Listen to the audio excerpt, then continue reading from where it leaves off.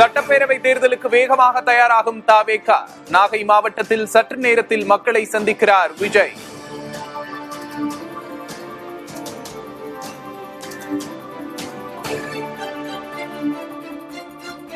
நாகை மாவட்டத்தில் புத்தூர் அண்ணா சிலை அருகே விஜய் பரப்புரை. காலை முதலே குவிந்து வரும் தமிழக வெற்றிக் கழக தொண்டர்கள்.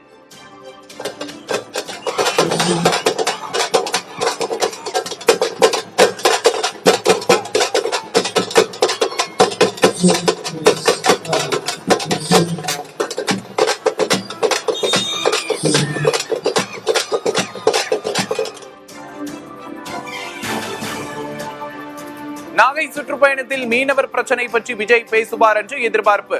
நாகூர் அருகே வெட்டாற்றில் படகுகளில் வரவேற்பு கொடுக்க ஆயத்தம்.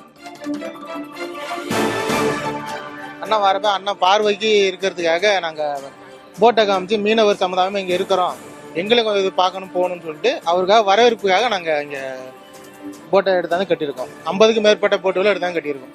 எங்களோட மீனவர் சமுதாயத்துக்காக தளபதி 2011 வந்ததுக்கு காரணமே அப்பயும் மீனவர் தான் வந்தாங்க. இப்பயும் அதுக்காக தான் நம்ம நாகப்பட்டினம் வர்றாரு. எங்களோட மீனவர் முழு நம்பிக்கை இருக்கும் எல்லாமே.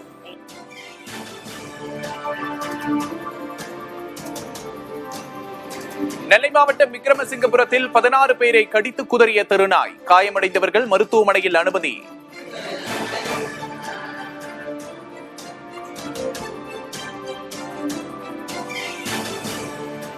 மாநில அரசு நடத்தும் பல்கலைக்கழகங்களில் கல்வித்தரம் வீழ்ச்சியடைந்துள்ளது.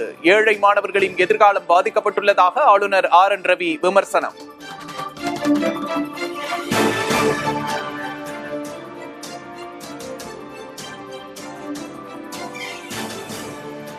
திமுக ஆட்சியில் போதைப் பொருட்கள் புழக்கம் அதிகரித்திருப்பதாக பழனிசாமி குற்றச்சாட்டு.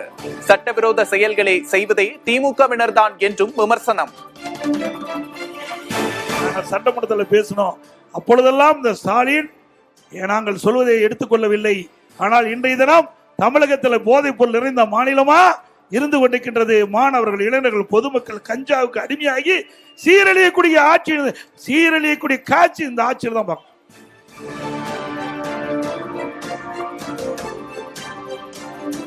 H1B விசாக்களுக்கு ஆண்டுக்கு 90 லட்சம் ரூபாய் கட்டணம் விதிக்க அதிபர் டிரம்ப் உத்தரவு. அமெரிக்காவில் பணியாற்றும் இந்தியர்களுக்கு கடும் பாதிப்பு.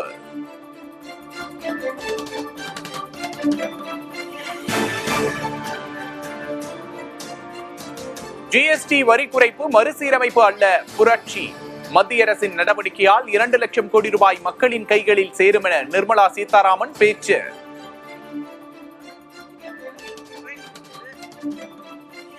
இந்த ஒரு ரெவல்யூஷனரி இந்த ஸ்டெப் மூலமா கிட்டத்தட்ட 2 லட்சம் கோடி மக்களுக்கு பணம் போய் சேருது.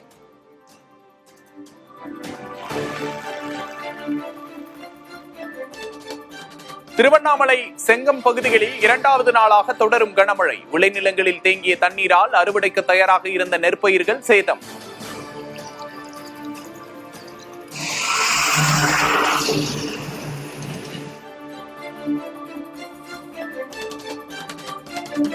தமிழகத்தில் அடுத்த 6 நாட்களுக்கு மழை தொடரும் என வானிலை மையம் தகவல். சென்னையில் மிதமான மழை பெய்யும் என்றும் கணிப்பு.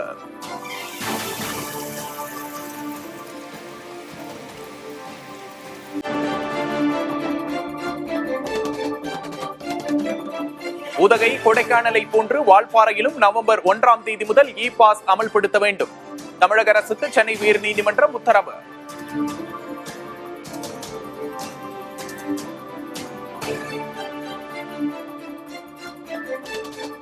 புதுக்கோட்டை அருகே நாடோடி பழங்குடியின மாணவன் தாக்கப்பட்ட விவகாரத்தில் 6 பேரின் மீது வழக்கு பதிவு. 2 கைதான நிலையில் தலைமறைவாக உள்ள தலைமை ஆசிரியரை தேடும் பணி தீவிரம்.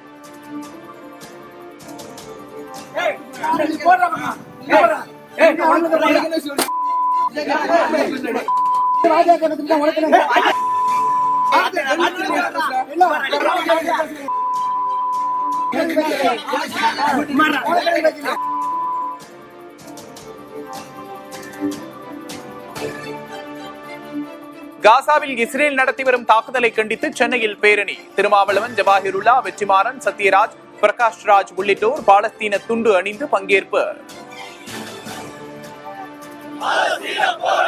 வெல்லட்டும் வெல்லட்டும் வெல்லட்டும் வெல்லட்டும்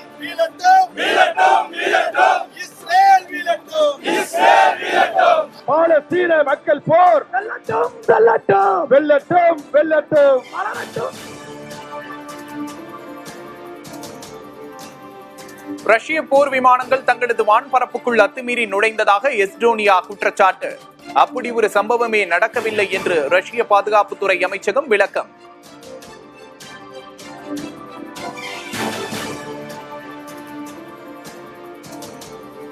அமெரிக்காவின் டிக்டாக் ஒப்பந்தத்திற்கு சீன அதிபர் ஒப்புதல். ஜி ஜின்பிங் உடனான உரையாடலுக்கு பின்பு ட்ரம்ப் அறிவிப்பு.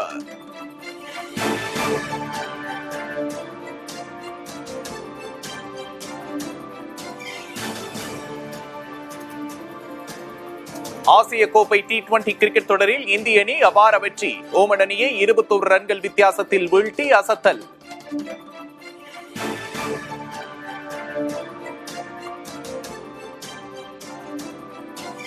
இந்தியாவில் ராயல் என்ஃபீல்டு மோட்டார் சைக்கிள்கள் ஆன்லைனில் கிடைக்கும் வகையில் ஏற்பாடு. பிளிப்கார்ட் இணையதளம் மூலம் விற்பனைக்கு கொண்டு வர திட்டம்.